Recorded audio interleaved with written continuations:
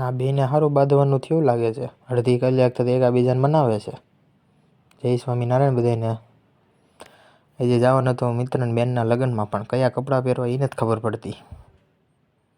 Finally ગમે એ જે હાથમાં આવ્યા એ પહેરીને વૈયા ગયા આપણે બધા વેજાને લઈને મંદિરે ઉમિયાધામ. પછી ત્યાં જઈને અંદર પેલો આપણા મોટા ભાઈ આપણું મેન કામ પકડ્યું, નાસ્તો કરવાનું. પછી બધી પલટન બે ગઈ ખાવા હાટું તો આવ્યા હતા લગ્નમાં.